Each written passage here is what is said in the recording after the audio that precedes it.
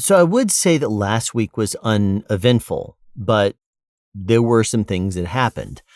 Nothing really that I couldn't handle, even though if you watch the last episode, you'll realize that, yes, I did get caught up by a wee bit of an issue when I had a tire blowout, but I'll get to that. Not very long, actually, because it was fairly uneventful, especially leading up to that point.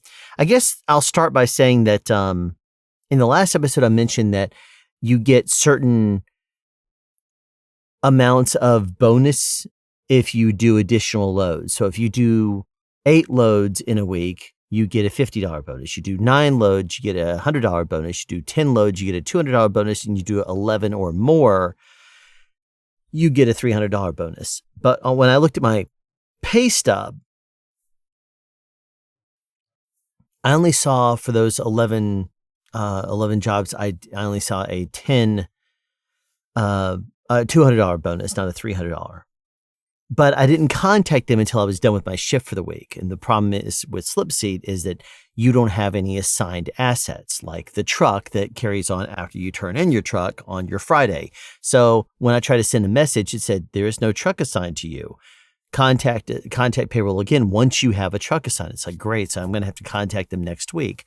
As soon as I get done with my next Monday, I'll end up writing a message through the macro about this to payroll. So anyway, that's something I'll end up doing when I return to work. One thing I will say, and this was a little bit of a concern of mine for a while. You might have heard me, do a couple episodes where I was talking about how I wasn't feeling right about the hub miles I was being paid. It was sometimes up to 10% off. Well, I've been studying it for a while now. And one thing I will say is that if let's just say my first job of the day is scheduled as, let's say, 250 miles, but when I do it and put it down the miles, it's 300 miles. When I get it back in my paycheck, it might be listed as 285.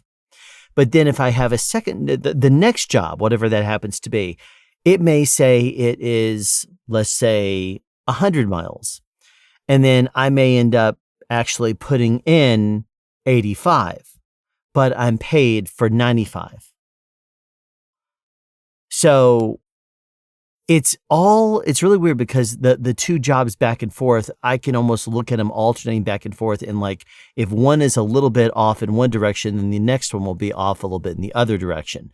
So I don't know if they tweaked it a little bit or if it's just started to work better. I don't know. But what I will say is that the hub miles that they're paying are a lot more accurate now. They're not always consistently about 10% off, keeping in mind that they don't pay a difference in 10%. It's within their margin of error. But I will say this, that from looking at it and studying it the past month, it seems accurate, which is nice. That means I don't have to be concerned about being underpaid and having to fill out the form constantly for a number of miles that I was shorted.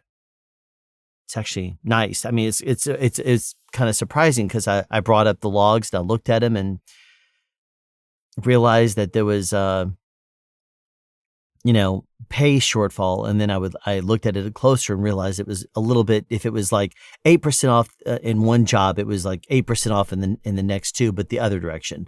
So I don't know what they did, but it's working better. If they did anything at all, it was just goofy for a couple of weeks, but hey, the company's dialed me in now. They seem to have my schedule, knock on wood. They seem to have my schedule down to a science now. So I'm getting better loads and I'm able to do them usually better in time. And I'll give you some examples of that in this pay period, in this last week. I started off the week. The truck I was issued was my good old favorite truck, but it only had about a third of a tank of gas, or fuel, not gas, diesel. So I had my first load was to Easley, South Carolina, and then Travelers Rest, South Carolina. That was really it. Uneventful. What actually was a little bit more eventful was that it had a note sitting there on the steering column that said, do not leave the yard. The camera is not paired to the truck and the Omnitrax isn't working. Well, it came to have some clarification because the camera was showing record. It was showing rec. And then when I looked at the Omnitrax, it seemed to be working after all. The only thing that wasn't was workflow. And usually as long as you take care of your logs and you acknowledge when you arrive and leave a location and you send a message or call into the office, they're fine and they'll enter it in the paperwork. So that way, if you don't have a working workflow, you can send that to them and they'll make sure that it's put in the workflow correctly.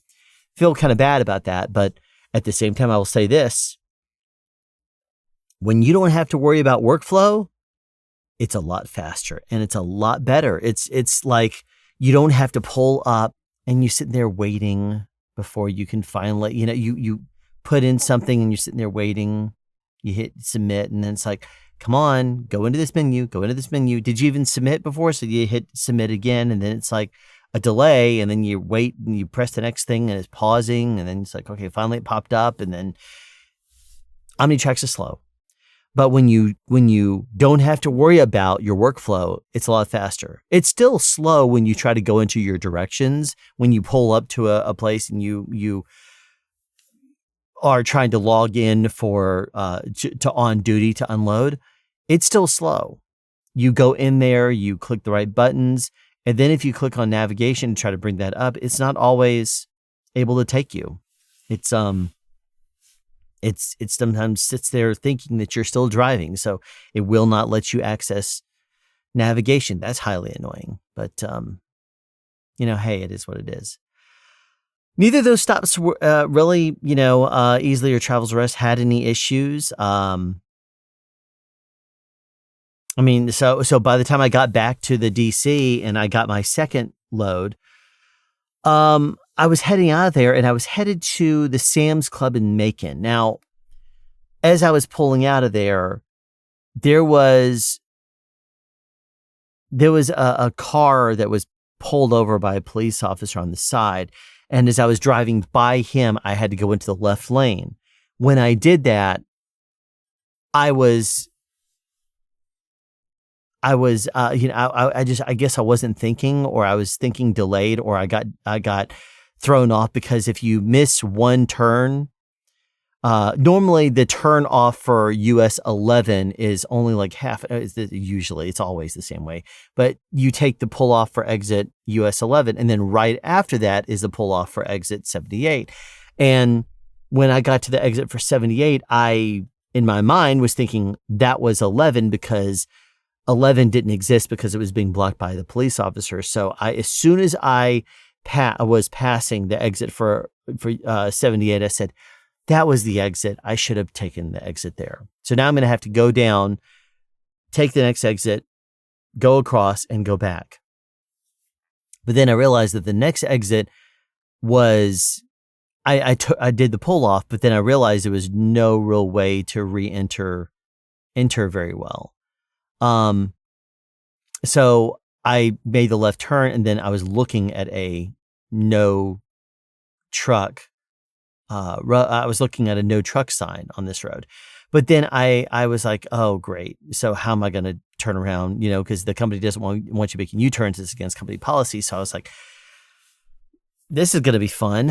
But then I realized that there was a road right there that did not have a no truck sign on it, and it went to the left. And that happened to match the same name as if I would have taken that 78 way and then made an immediate left turn. Like the second big road that I come to has that exact same name. So I was like, it makes sense for this to be the same road. I'll make the left turn, take the gamble. And that's when the butterflies started going. And I was like, it wasn't one of those feelings like, oh, you just messed up. It was more like, I'm nervous. I'm hoping that my instincts pay out. But it was not like a screaming red flag, don't do this. It ended up paying off. It ended up being that, I went straight. I never saw any truck signs that said, do not, trucks don't go this way. The overhead tree branches seem to be trimmed to above 13.5 feet. So I never hit one of them. And it was nice. As soon as I got down to 78, I made the right turn and went on down there. By the time I got to the Sam's Club, here's what was interesting. It was about 4:20 a.m. So the Sam's Club had already been open for 20 minutes, but there was another semi there. He was not a Martin truck or a Swift or one of the majors. It was a owner operator, but he was pulling a Walmart trailer. I don't know how that works. That's the first time I've seen that. But he wasn't in the dock for some reason. And the reason, well, actually, I say for some reason. The reason was because they had 5 docks, but all of them were occupied, except one that was closed off. They put, if they close off a certain dock, then what they'll do is they'll put a huge stack of cardboard. They'll just wheel it up there and put it there, blocking the way so you can't back in. Well, as I pulled up, the driver of the other truck got out and he walked over and said, "So how do we do this?" And I said, "What do you mean?" He said, "I can't back in there." I'm like, "Yeah, I'll show you." So I went ahead and jumped out and he followed me to the office and I greeted the person. I said, "Hey, good morning. You have 2 Walmart trailers here." I said, "But you have no dock space." And she said, "Let me find out for you which one can move. And, can you move that one?" I'm like, "Yeah, sure. No problem." I figured I'd have to. But if you can just tell me which one. And she says, "Oh, let me go and find out." So she goes and looks and then comes back and says, "The middle one is empty." And I said, "What's the number of the trailer?" And she said, "Let me go back." And then she goes back and finds the number, comes back and tells me so that way I can pull it out. Well, I told the other driver in the meantime, I said, "No, I'm going to pull this trailer out and go and move it someplace. You go ahead, move into the dock and do your unload." It makes sense because he's also a Walmart trailer, so I can't take precedent over him. I said, "Okay, you already have a Walmart trailer. You were here first. How much do you have to unload?" He said, "Only 6 pallets." I'm like, "Okay, cool." So I went ahead and hooked up that trailer and I pulled out. He was already lined up. So he backed straight in there. So as soon as I moved this trailer to the front of the building into the parking lot and basically did my post trip and drop and reconnected up to my trailer, it was about 2 minutes later, I saw him walk out. I mean, he had unloaded really fast. I'm like, well, that's really nice. Hopefully it's not going to take him very long to get me too, because those 6 pallets, I think the time it took me to pre-trip and put my foreman and stuff like that, it seemed like it only took about 15 to 20 minutes. I wasn't really looking at the clock, but what I will say is by the time I got back over and hooked up to my trailer and I was ready, like a couple of minutes later, he came walk out of the building and he basically pulled right out so I could go right in. So I was very grateful to that. And then I backed in and we did my unload. So I got there about 4:20. And by the time we went in there and checked in and then he backed in and stuff like that. And by the time I got into the dock, it went in, it was about just before 5 a.m. But you know what? It wasn't a big deal. Monday was uneventful. Now, Tuesday, I had the same trailer again as the first load, the Easily Traveler's Rest. And I'm wondering, this is the second week in a row this has happened. I'm wondering if it's because when I turn in a trailer, there is only a certain number of trailers that could be ready to go again by the time because they've already assigned all the rest of the trailers. So it could be that the first one that came back into the yard, so it hits a list and then I would be the first driver available. So they go ahead and say, okay, let's move it in there to get it loaded. And then they move it out there and that just happened to match me again. So I don't know what the deal is, but that was pretty cool being the same trailer again.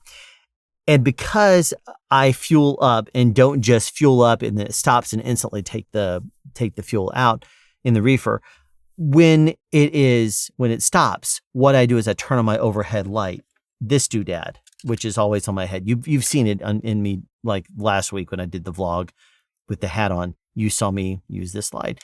And so what I do is I turn it on and I look at the place where the fuel is being dispensed.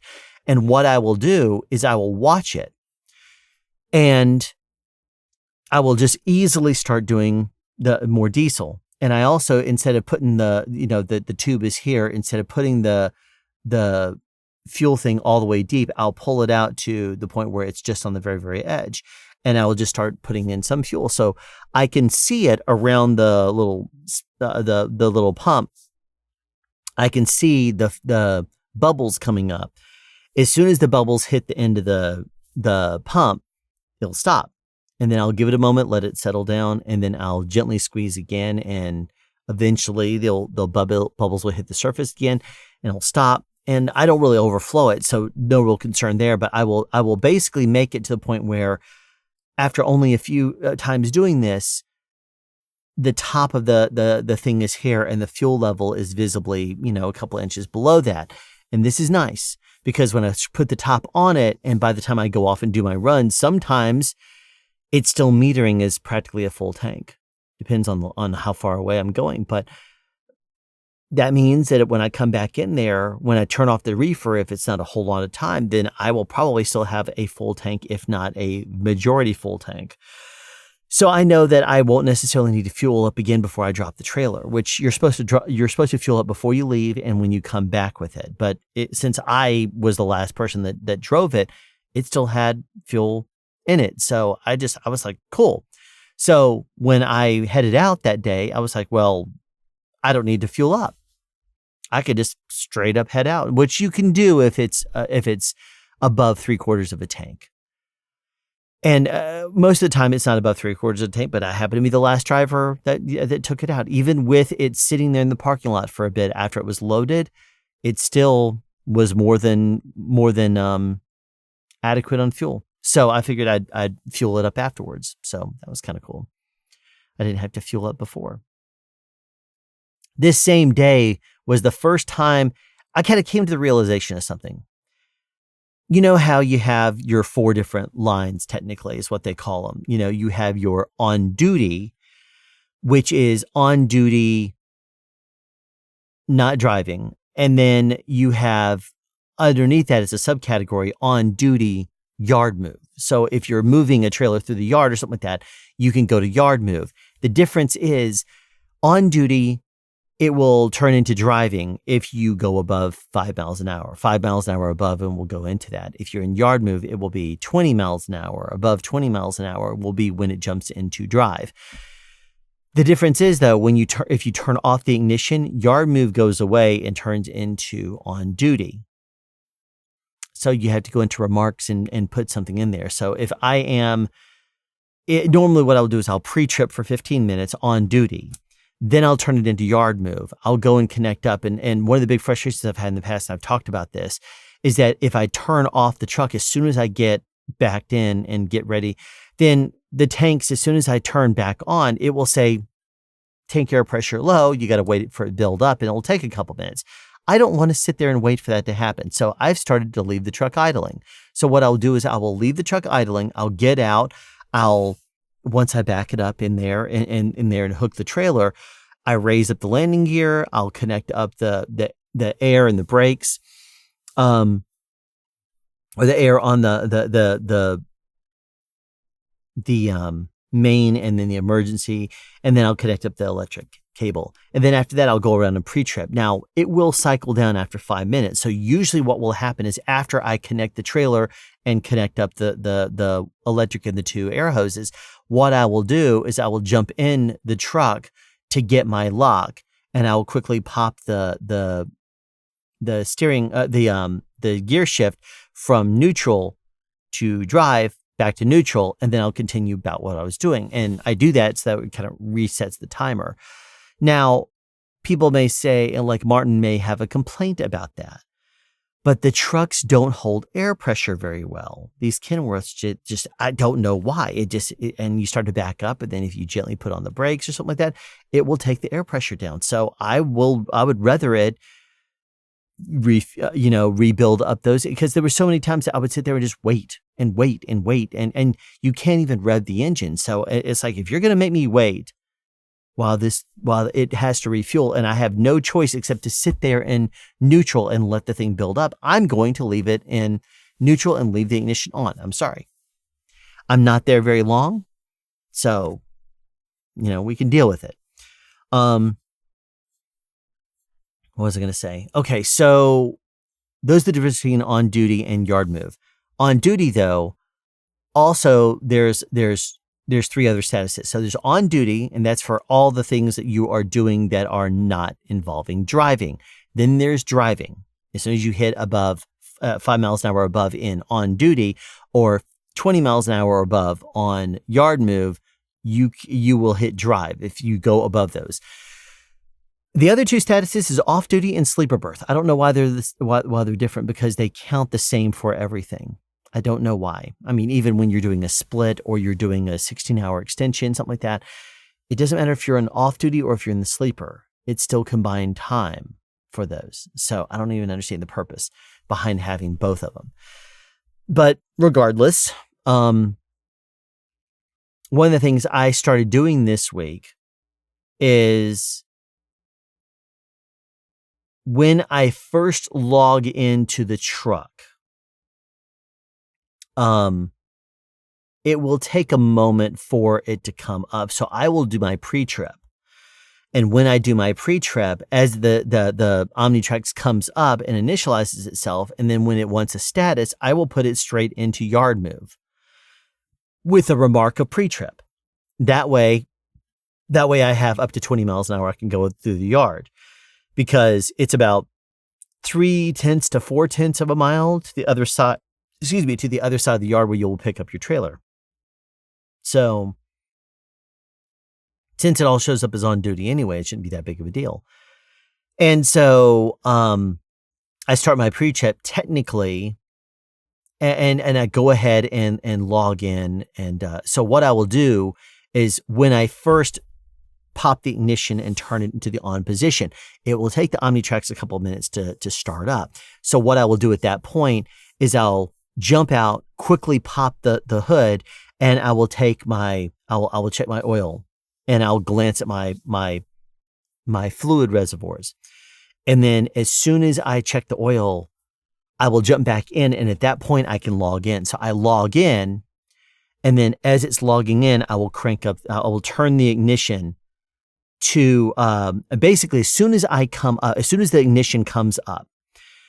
And so sometimes I will if the Omnitrax is running slow, I will turn it on. Sometimes if I come to the truck first before I go into the office to pick up paperwork, I will go ahead and turn the truck to the on position, which will initialize the Omnitrax. And once it's in the on position, you don't have to crank it. It will still be off. But sometimes I will come out there, I will log in, and because it's going so slow, I jump out and I'll go ahead and pop the hood, and we'll go ahead and check the oil.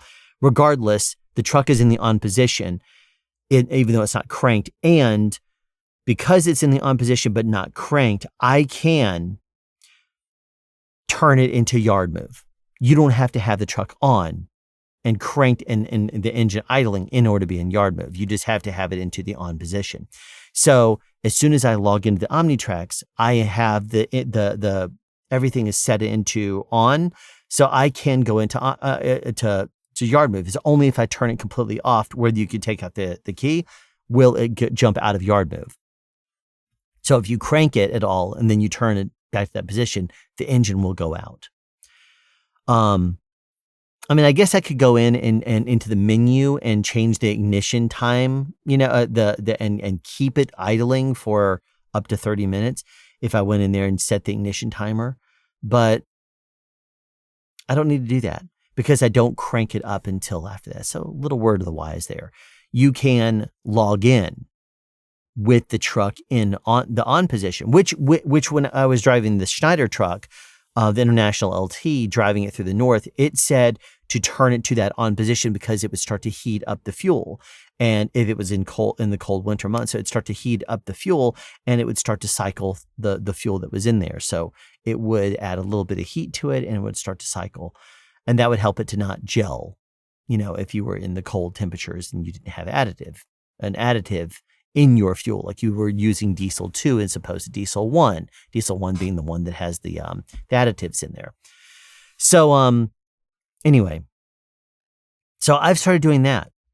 I will crank up the engine once I have done everything and I'm ready to go and hook. But having me do the pre-trip in yard move without the truck running, and then I just crank it up when I'm ready to move, it's a lot more appealing. I don't know if I don't think it because there's the 4 lines. There's on duty for all your tasks. There's driving, sleeper berth, and off duty. And so as long as it's in one of those, then it counts as that one. So it doesn't matter if I'm on duty yard move or on duty, I don't think. Because I've gone in and looked and my remark shows up for both on duty and yard move. So I would assume that if a DOT person were to come by and say, oh, you do, and I could very easily show them that my note says I'm in pre-trip. And if they were to ask, I could say, well, the engine was turned and that allows you to do your pre-trip. So I do pre-trip in that because it allows me to, to basically cycle the whatever. And also if I need, because sometimes what you'll do is you'll want to stay in your status. You don't want to have to change statuses all over the place. Because then if I change from on duty to on duty yard move, that would be a change of status, which with a new remark. And I don't know if, even though my line, you know how you drop down a line and then go down, like if you're doing the paper log, you just draw a little line down for everything. But in the electronic log, you have to justify every one of those changes. So if I'm going from on duty to on duty yard move, back to on duty yard move, every single time that, I don't know if it's a big lump sum that it would count for pre-trip or something like that. They want to see at least 15 minutes, the DOT does. So I just leave it in the on duty yard move now. And I will only crank up the engine when I'm ready to move. And when I'm ready to move, I will move into pick up the trailer and then jump into pre-trip mode for that. And then when I'm done that entire pre-trip, usually by then it's been at least 20 minutes. And of that time, maybe 1 minute of that has been me moving to go pick up the trailer. So maybe slightly more. But I don't really see this as being a big deal. So I'm gonna continue to do that. So pre-tripping on duty yard move is what I'll be doing in the future. And man, is it great with that workflow. I tell you, not having to go in there and list that is really awesome. I'll mention that again because it's awesome. Now, when I left, there was a car that had flipped over on 316. And when you look up ahead in that part of 316, there was 2 lanes. And the car was flipped in the right lane, like in the right half of the right lane. So what a lot of cars were doing is they were moving over to the right, and what they were doing is driving across the grass. It goes down a little bit, up a little bit into the entrance ramp for this one exit. And cars were passing from the left lane over in front of me to do this. Well, I looked ahead and I realized you didn't have to do that, because if you just stayed in the left lane and actually snugged over about maybe a third of the way into the shoulder, which there's plenty of room, you didn't have to leave and go into grass or dirt or anything like that. You could stay there. There was no shrapnel or damage any parts of the truck or something like that were over there. The car that had flipped was on the right-hand side of the right-hand lane. So all the cars were going over and going through the grass, through the ditch and then back up. I'm like, I'm not going to do that in the truck. But I looked ahead, and so I started turning on my left signal. And I crossed over, and then I just slowly went past everything on the left while a lot of cars were going on the right. I don't know why. And so they were starting to block up and jam up over there because it's an entrance ramp. It's one lane entrance ramp, and they were pulling off in 2 different, the right lane and the left lane. They were pulling off there and going down and up through the grass and then trying to merge in this one lane. So it was starting to bottleneck a little bit. Well, I just went into the left lane, went past it very slowly, and then got out of there before police officer shows up there and shuts down the whole interstate for a while. But then that was 316. I continued straight, and then right before I got to Jimmy Carter Boulevard, boom. And so I quickly pull over because I could tell it was a tire blowout, because you can see pieces of black flying up in your mirror. So I was like, crap. So and luckily the car that was directly to my right, it was back a little ways from those drive tires. So he saw the tire blow right there as he was watching. So he instantly fades back because I put on my 4-ways instantly. So as soon as I do that, I was in the right lane, and there was just the entrance ramp that was pulling on from that. And he was still in that lane. So as soon as my tire blew out and I turned on that thing, he instantly he faded back so I could pass him, and I pulled over. It took about 2.5 hours for the guy, for me to call emergency roadside, for emergency roadside to dispatch someone, and then that person to get the tire and to come out. He had called me at one point and he said, he said, I'm actually at the Kenworth right here and I'm not seeing you. I'm like, Kenworth where? And he told me, and I'm like, no, I'm not there. I'm actually on the interstate headed down south. So I told him. He ended up being that basically right where I was on right before the turnoff for Jimmy Carter Boulevard. On the shoulder there's grass and trees. On the other side of that, there was a Kenworth. So I guess for some reason, even though I called it in and told him exactly where I was, I don't know if there was a GPS that was looked at or something like that, and it was saying that I was over there. Maybe it just made sense to him, but he was like, I'm in the Kenworth right there, and I'm not seeing you. And I said, where are you exactly? He told me, and I'm like, oh, you're not on the interstate. You're on the little road. He said, yeah. I'm like, no, I'm not there. So he ended up having to go north and exit and come back down. No big deal. That's when I did the episode of Alley Doc. But anyway, it took me 2.5 hours to get that fixed. By that time, I hit the road. Goody road construction on 285. So going slow through that. Then I'm like, good, I'm released. I can now go. And like between 85 and 75, it's like 12 miles, something like that. I hit 75 north. Instantly, goody, again, road construction. So I got slowed down again. As soon as I get past that, pull onto 575 north, where I have to go until I merge into 515 in order to get to where I'm going. And oh goody, wouldn't you know it again, more road construction. Anyway, by the time I finally got to my first of 4 stops that day, I was looking at it was 12:45 a.m. which was extremely annoying because normally I'm done with, there was 4 stops. Normally I'd be done with all of my stops and headed back to beat rush hour traffic out of that area. But on this particular occasion, I didn't get to my first stop until 12:45.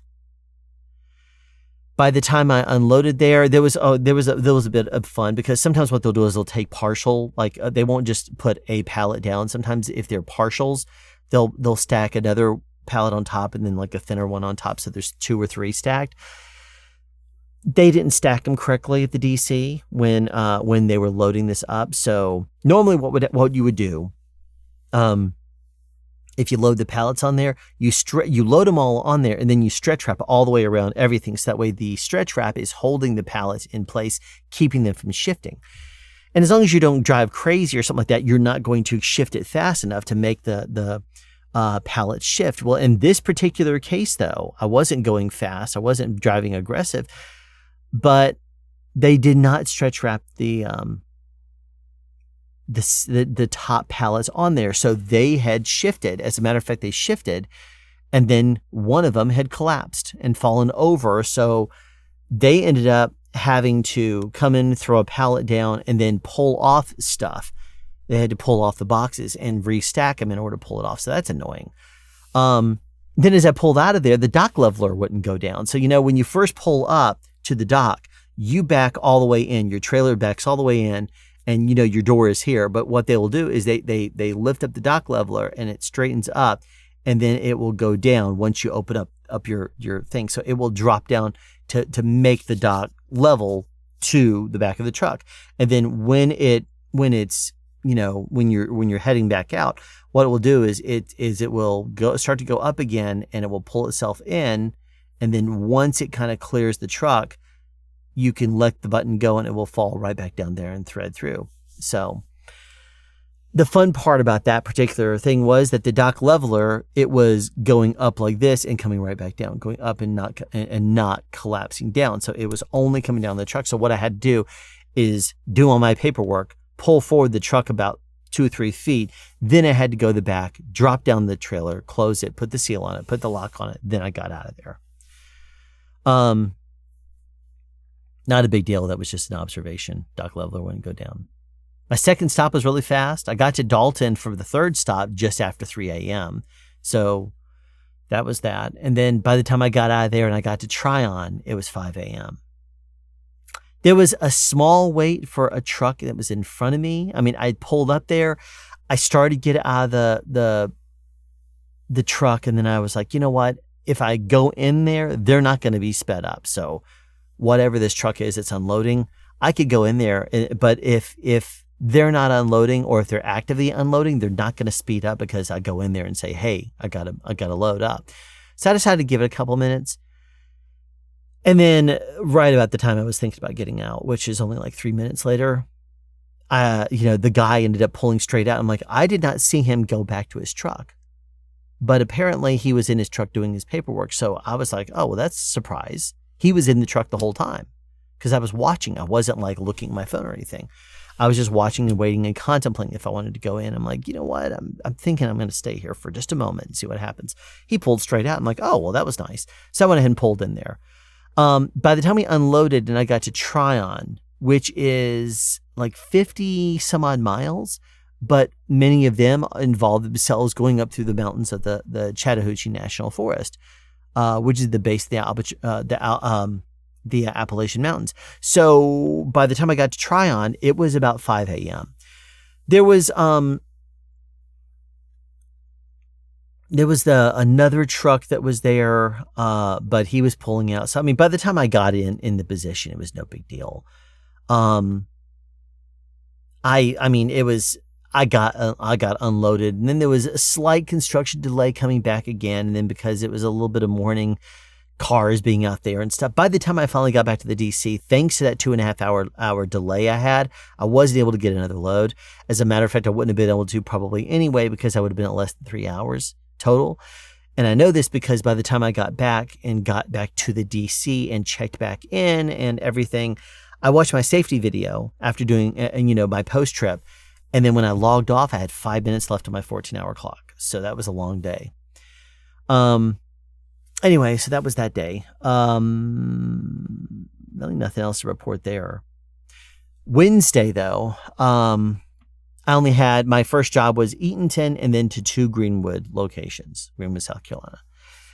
And I had trouble sleeping that night. So I came in, pre-tripped in the yard move, and then started to hit the road. And then, wouldn't you know it, my very first stop was to go to Eatonton. That takes me down US 11. Well, as soon as I got past the major parts of the cities and stuff, and the speed limit 55 miles an hour, comes to a halt. Ends up being that up ahead, there was a car that had driven off the road, so they had shut down the road in order to have the tow truck driver flip the car back vertical and then pull it out. That took a while. That was my big delay on this particular day. So by the time it was done and I hit the road after that, it was better. I mean, like I said, it was about a 30-minute delay total. So frustrating, but nothing you can't absorb, especially if you know about it earlier in the day.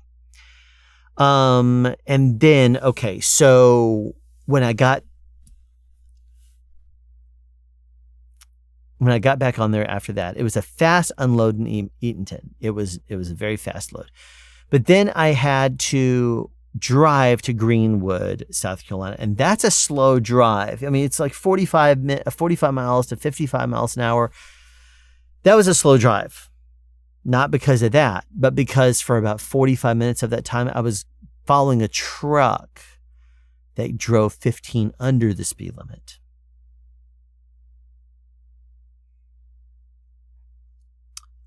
That was a bit annoying because when you're driving 45 minutes, he was going 15 under. So if the speed limit was 45, he was going 30. There's no way to pass him on a single lane. If the speed limit was 55, he was going 40. So I'm like, come on, dude, why are you going so slow? I don't know why. I just know that it was so frustrating stuck behind him, knowing that I'm just going to be delayed because he's being a fool. And I understand going slow. Conditions were fine. It was clear. The road was well lit, even though it was night. It was not a big deal. But regardless, I had no power to go around him because I can't use the passing lane. Other people can use the passing lane. So yeah, there was that. By the time I got to Greenwood, it was fine, except that I got there during their 15-minute break. So I had to wait for them to come back on the clock, which is only a 15-minute break. But guess what?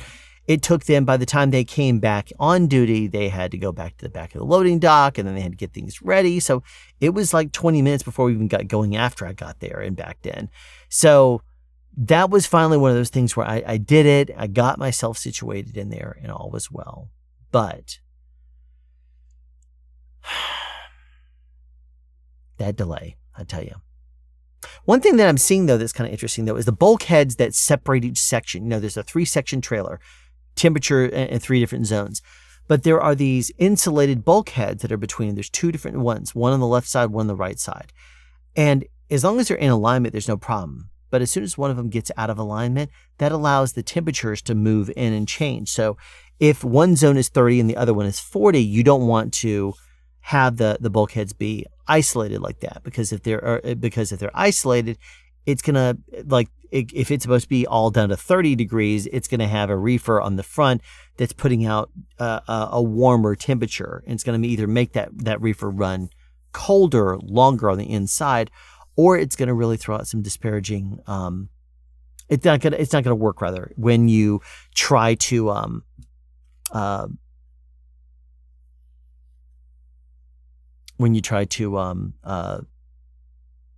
keep the temperatures controlled. So what you have to do is you always have to make sure they're together. And the DC, when they've been doing the loading, sometimes they'll put the bulkhead separate like that, which means that I get a little concerned because I don't know if the temperature is going to be able to maintain below the adequate amount when it's set to 30. And I won't know this until I open up the trailer. As soon as I get in there and I'm responsible for pushing the bulkheads up side by side like this, and then putting, more behind it and strapping it and stuff like that. But when it's a sealed load and I open it up for the first time and I'm looking at bulkheads that look like that, I'm like, great, that's not the way it's supposed to be. You're supposed to have them even, so that way it provides a seal between zones. But anyway, nothing I can do about it when I'm not even on the clock just yet. Anyway, the only note really there is that one of those bulkheads, maybe this is why there was an issue, but one of the bulkheads would not slide in the roof. I tried yanking it forward, yanking it backward. The other guy helped me try to pull, the guy that was helping me unload, and that thing would not budge. So I ended up trying to take it up and attaching it to the rope, but the rope would not reach where the bulkhead starts to swing up. You're supposed to connect up, let out some of the slack, grab hold of the bottom of it, and pull the whole thing up so it snugs to the ceiling. I wasn't able to. There is a like protective cover around the refrigeration units. So what I do is I would take out as much slack as I possibly could. I'll loop it through a loop on the bulkhead, loop it around the cage that's protecting the refrigeration unit. I will take all the slack out. Then I'll put a break, a knot that you can just pull it to break up there, and then they can still unload underneath there safely. So I do that. Knots were a part of what I was doing in my previous job. So I understand some knots, and that was a nice one. I could just do that. Those dogs are still on high alert. My mind is starting to wander. Did I say something about dogs? Oh, goody. My mind is starting to wander again. I'm definitely tired. It's going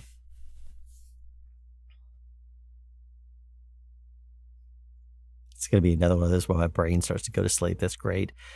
Anyway, I got about 20 minutes away from the DC, and I got a phone call and said, how far away are you? I said, I'm like 20 minutes away. And they said, all right, we're removing your Snellville, which was a one-stop Snellville, which I was looking forward to because it was just one stop. But they said, we're removing that off of you because there is a Monroe Lawrenceville, so a 2-stop, but it's not very many miles. It's slightly more miles than it was just to go down to Snellville, because Monroe is right there, and then after that, there's Lawrenceville. They said, we're giving you this one instead because it needs to be off the yard within 45 minutes of you getting back. I'm like, hey, no problem.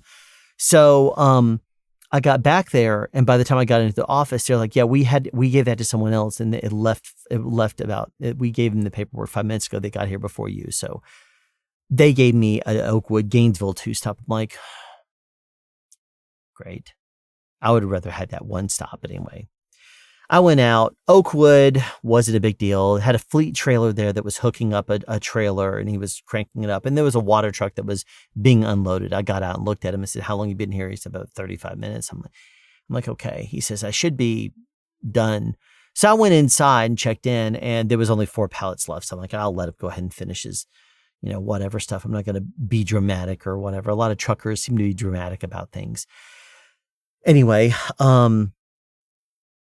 so water truck unloaded me to the dock really fast. So that way, basically they unloaded me really fast. So they unloaded all of the produce, and then the meat was on there after that. So the meat was the last to leave. And he basically told me, he threw it all on the dock. And then I was like, I told him, I said, it's awesome that you were able to do that. And they had a team of forklift drivers. So he's like, yeah, well, we're tag teaming taking this back. So as soon as it was like they were pulling off there, they pulled off the produce first, but as soon as those meats started hitting, they started running those meats back because meats have to be climate controlled. And so he would go back, and then he would drop it, and the guy would come back, and then they would do this number. There was less meat, so he went ahead and signed the paperwork, photocopied it, gave it back to me, and they were then going to be shuffling the meat back. The produce is usually you can have it be at room temperature. Even then, it's still refrigerated, so it's going to be cool for a while. So it's not going to be that big of a deal. But it was extremely helpful for them to do that for me, so that way I could hit the road again. Anyway, that was that. And then the next stop, the Gainesville, was a neighborhood market I've been to before. The only thing about that one is that there's a blind side back. You have to pull in one way. And if you pull in from the front, you pull in around the side. And then when you back in, you have to actually go to the right and get yourself enough room. And then you have to blindside back. And there's two lanes. Usually one of them is closed off. So you have to blindside back into it. Then you can unload. Then you're out of there. But anyway, so that blindside back, though, you have to get out and look a couple of times if you want to do it safely. And when you do that, you lose air pressure. So you leave the engine idling, and then you jump back in there, and you try to go into reverse, and it starts beeping at you. Can't do it. Air pressure's low. So I'm like, great, build back up then.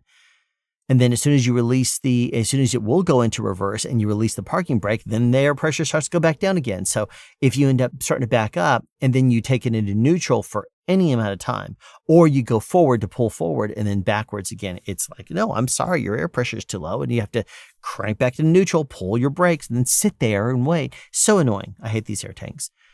Anyway, that was really it. I finished there, got back, called it my day, and then I was done. My Thursday, I started with a 4-stop in South Carolina. There was, I can't remember what they were just yet. But the big note that I had there is that, again, I had trouble sleeping. So, and I was looking at it because it had some rain over the course of the night, and it hadn't rained for a few hours. Normally I'll hear the rain coming by in the middle of the night, and I'll be like, oh, there was rain.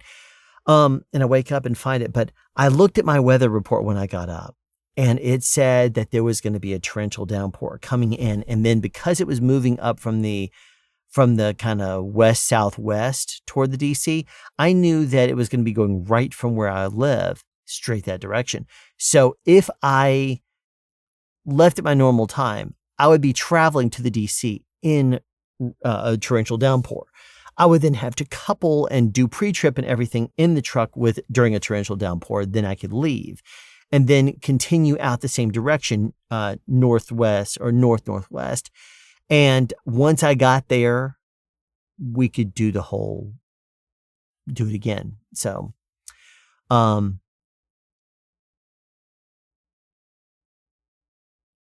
do what again? I would have to be in unloading in the rain again. So in this case, what I decided to do is I left my house early, about half an hour early. And right as I was leaving, a torrential downpour started to catch me. Well, I knew that it was a very slow moving thing because the wind was only going about 5 miles an hour. So I made it to the DC, parked, got my paperwork, pre-tripped the truck, connected up the trailer, got out of there. And right as I was leaving, it started sprinkling a little bit. So I knew I got my timing down right because I was going the same direction as the storm. But by the time I got to Greenville, so basically I live here. Imagine this. I live here, or I'll do it towards over here so that way you can see. The storm starts to move in. I live here. The storm moves in. And right as I'm leaving at the edge of the storm, I go to the DC. The storm continues to move. And by the time I get to the DC and leave, the storm had just started to catch me again. So now I drive out to Greenwood. Storm's still moving that way. I get out to Greenwood. I'll put it here so that way it's on the screen. You can see it. But right as I'm getting there, I finish all my loads there. And then I have to cut over here to Greenville. So I go this way right as the storm's moving in. I literally went around the entire cluster of storm. And by the time I finished there and went back down south, no rain. I only had like a light sprinkling on the window the whole entire time, which was nice. So by the time I got back down to the office to drop off that trailer, I hadn't been rained on at all, which was really nice. So, let me pause here and say that, the only thing I will say about Martin, because I'm actually enjoying working for them. The people, as I mentioned before, are great. Now that the schedulers kind of seem to have me figured out, I'm getting better loads that make sense to me. I'm not waking up in the middle of the night and then saying, what is wrong with this? And having to call in and address it. And that gets me all worked up and that gets my blood going, which means I'm not going to be able to slow it down. The only thing I will say about Martin that is something that's really not technically considered as a old school mentality. You know, it used to just be you were paid for the miles. Martin will pay you for bad weather. They'll pay you that kind of stuff. And I believe they pay you that from the very beginning up to a certain amount. One thing that they don't start is if like I was caught in that rush hour. Not rush hour. I was caught in the traffic delay when my tire blew out. There's a 2-hour grace period before they will start paying you.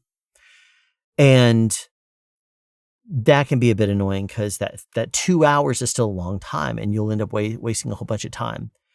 So like the waiting for my tire and that kind of thing, that will take a while sometimes. Sometimes some of the loads that you go, just anyway, delays will happen. And, but it's only after 2 hours of breakdown or whatever that you're going to start to be compensated, if I'm understanding it correctly. Anyway, only other thing I'll say really about the whole, Martin being fair thing is that, and that's fair from a traditional trucking, thing, cause they're paying me hub miles. It's not like Schneider where you're getting $10 an hour if you're logged in on duty or whatever. Then you doze off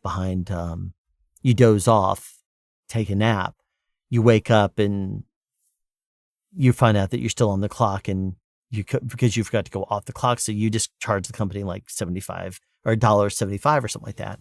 $1.50, $1.75 because you took a 45-minute nap. Not that that's going to break Schneider, but it's not something you're supposed to do. But with Martin, you log off and you're not compensated for it anyway, so it's no big deal. If you happen to go through it for some, go through a delay of some sort due to road construction, due to something like that, they'd probably pay you something for that, but only after 2 hours. And the other thing about that the pay I'll say is that short runs are flat rate. So if I'm going around, I don't know how many miles it is considered to be a short run. Like I'll know after this next paycheck because I've gone to like Monroe, which is 6 miles, and it will show up as a one stop. I've gone to the General Mills, and that's been a round trip of like 37 miles, something like that. That will be considered because I'll pick up in Monroe and then go there. And that will be considered a flat rate with a one stop, because the first stop is considered, free. And then an additional stop, which would be like if you pick up the trailer and you shuffle it around, then you go to General Mills and you go back. That's actually two stops. It's the dropping off the full trailer to picking up the empty, then dropping off the empty and picking up a full, and then going back. So that seems more fair. And as long as, if it pays, let's say $50 for the flat rate for the run, and you're just going to exchange a full trailer for a pallet trailer at the Walmart, it will hopefully be done in 20 minutes. And then the rest of the time will be over the road. Well, anyway, I think you know where I'm going with this. And my mind's starting to drift again. Anyway, I got to see how they pay for the short runs, and how many miles is considered to be a short run. Because a drive to within 30 or 40 miles would be different than if I was driving from there to Snellville and back, which would be like 60, 56, 58 miles, something like that. So anyway, only other thing I'll add, really, since we're paused for a second, is that when you drive at night, the GPS will say, pull in here. Now, sometimes, depending on how you're coming in or just its mood, it will say the trip ends here. Or sometimes it will say the trip ends here, and it will give you different area. And if you do that pull in and you start to pull in, then you suddenly see that behind a tree that's there, you'll see where it has a no truck entrance. I'm like, great. So now I'm pulling into a no truck entrance, which means tighter turns. It could mean a whole bunch of different things.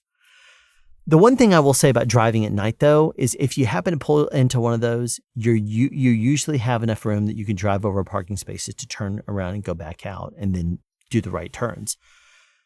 Or at least pull in again. Because at night, even though you shouldn't drive over parking spaces, how else are you supposed to turn around? Not supposed to do a U-turn, so I will go out wide and through the parking lot and come back. The disadvantage of doing that at night is you still have to stop for all stops. So at the end of an aisle or something like that, you'll still have to stop legitimately. But you have to do a legit turn, not a U-turn like on a road or something like that. That's hopefully going to count as a correct turn. And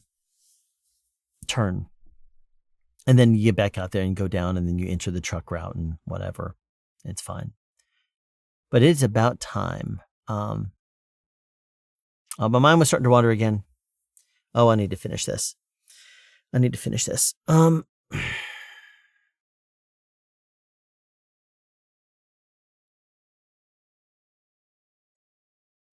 Okay, so the night driving disadvantage is lower visibility to seeing certain things like way up ahead, where there could be like you pull in and then all of a sudden like 50 or 100 feet down is when there's the no truck entrance. And that to me it's unfair. If there was an entrance there and the no truck entrance sign is right there, no problem. But when it is farther back at around a turn or farther back behind a tree branch and you can't see it until you pull in there, it's not fair. There's a road that's near where I live that you literally are driving down the road and you have to turn left or right to stay onto a truck route. But if you go straight, you will go down about a quarter of a mile, which goes up over the hill. It starts to level out again before you're going to see that sign. And I have seen truck drivers pulled over there even when they're going bobtail. And they've been driving the speed limit. I know because I've been behind them, pacing them, and a police car will pull up in front of me and then pull them over. I'm like, this is when I'm in my personal vehicle, so it's like I'm not in my semi. But when they pull them over, I know it's because it says no gross vehicle weight ratings over 10 tons or over 5 tons. And a gross vehicle weight rating, not even gross vehicle weight. So if it says a certain weight or above, that's one thing. If it says weight rating, that means if the truck is rated to go up to 40 tons, then you can't take it on that road because it's rated for that, even if you're not pulling that. So it's annoying. I would really think that's unfair, and that would hopefully be something that you could fight in court. You don't know. I don't know.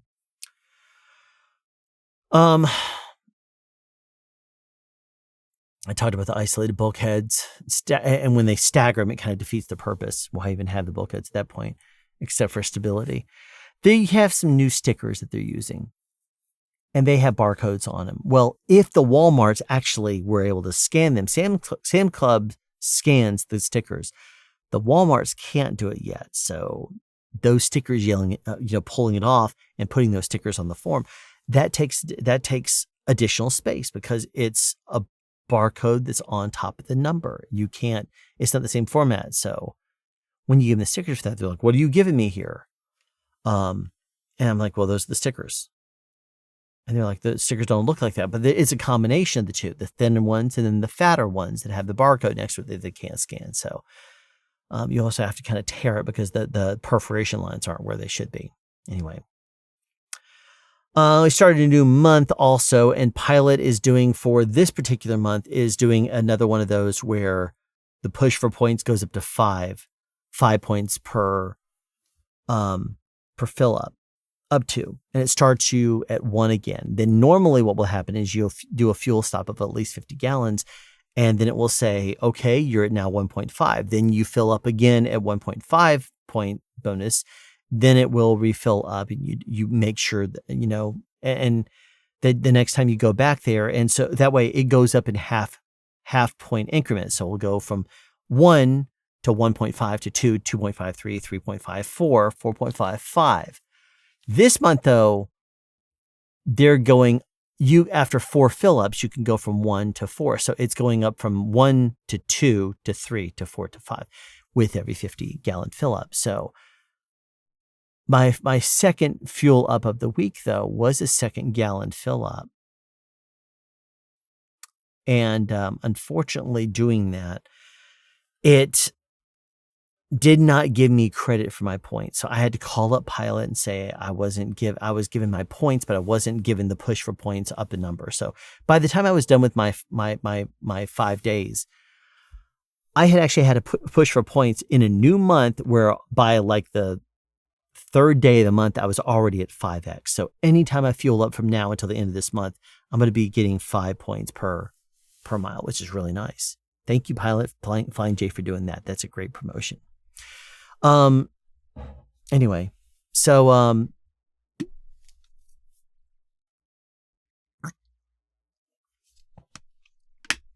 this was Thursday. They did not, by the time I got back, I called them when I left the Pilot after filling up and said, hey, I don't have a second load.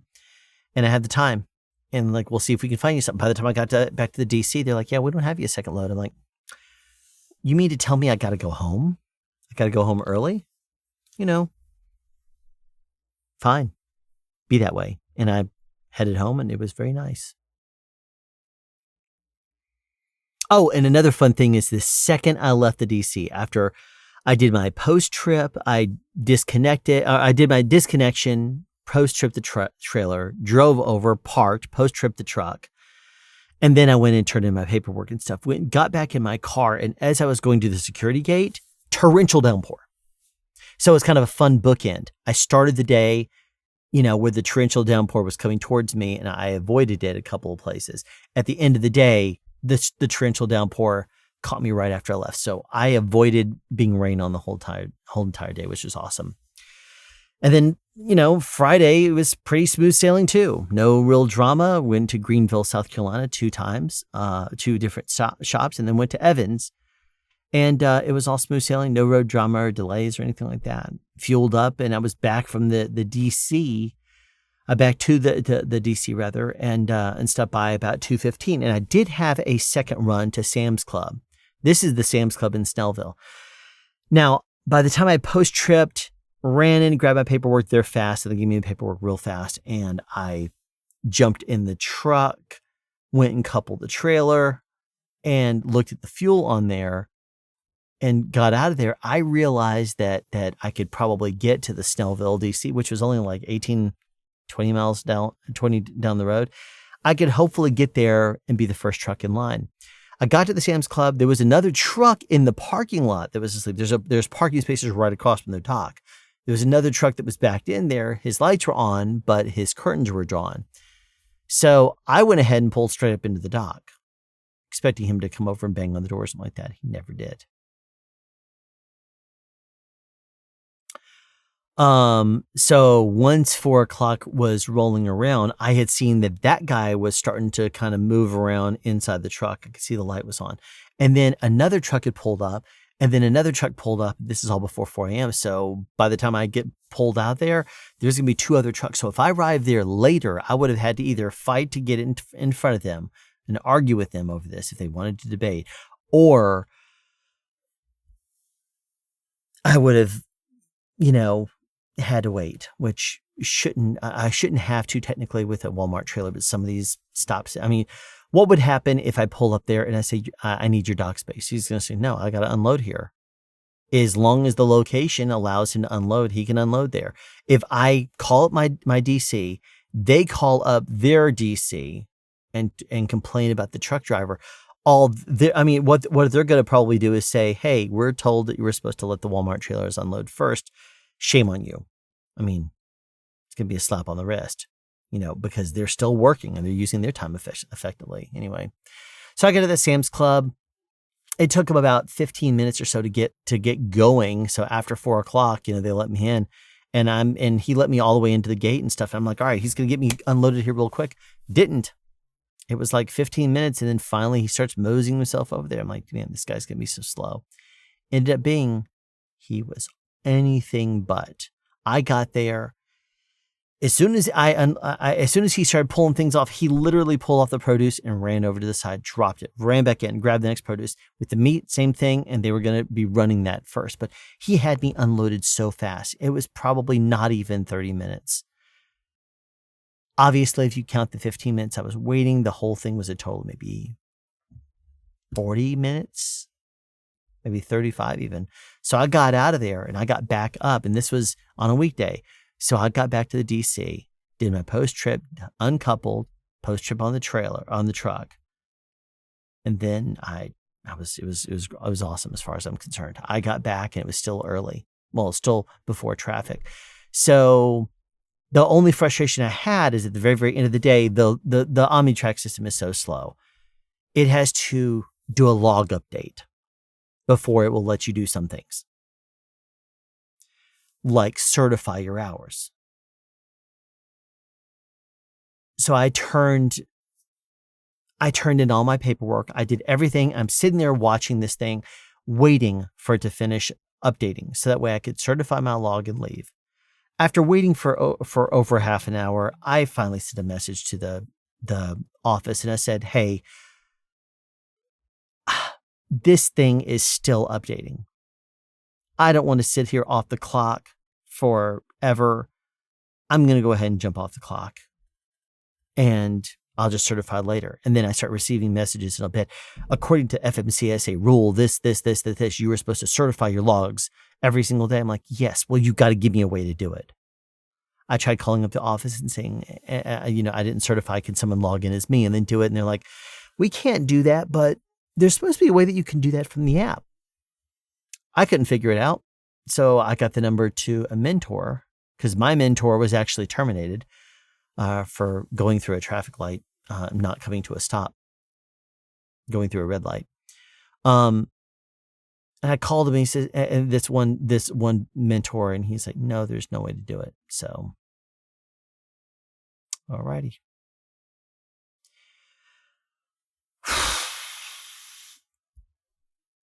That was this week. Eventful week, although not really a whole lot really happened. Before I start dozing off, I should go ahead and call it. But anyway, so that is that. Sorry, my brain has been sometimes wandering in some of these episodes lately. I'm just getting tired. And I did not work last night. I have to, in order to see my family on my off days, I have to reverse my sleep schedule. So I will get off work and it will be early morning hours. So by the time I get home, I will take a nap for about an hour and a half, gather up my stuff and leave to go see my family. But that's only after working overnight, a shift of 12 plus hours, I'll reverse my sleep schedule in about an hour and a half, and then I'll stay up the rest of the day with them. So it'll be 12 more hours easily after I wake up from the nap. And then when I get to sleep that night, I will usually sleep okay. Well, my partner said for me to park in the driveway. So, she said, I'm not going to have to leave before you. So she got up early this morning in order to leave to go to do a work related thing. And I was blocking her way in. So she ended up having to wake me up and said, hey, I need you to move. And I was like, you know what? I might as well go with you.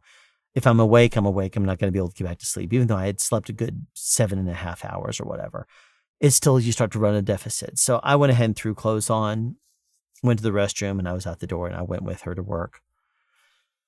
And then when I got back, I spent the day with my kids. And then when they went to bed and the family went to bed, I left and came back over here. So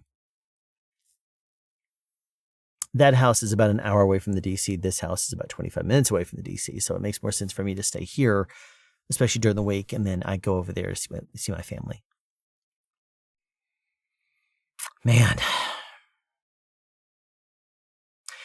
By the time I get back over here, it took about an hour and 15-minute nap. And then I wake up and I have to be up for a few hours. So I will normally go to bed at about 11 a.m. I will sleep 7 hours, wake up at 6 p.m., go to work. On days I've reversed my sleep schedule and I'm only up for like an hour and a half to reset myself, to give myself a little bit more energy so that way I can finish the day. That's when I get tired. That's where I am right now. I'd taken my nap already. As of right now, when I'm recording this, it is 5:49 a.m. So by the time I finish this video, in 1 minute, I'll log off and I'll have to be up. I'll probably go to bed at 10 a.m. So I'll have to be up for another 4 hours. It's so tiring. But if I want to see my family on my off days, I got to reverse my sleep schedule. They're not up at night. So there you go. I'm going to go ahead and call it there because this video has already been long enough.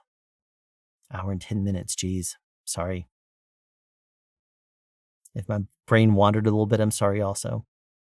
So anyway, with that, thanks for watching.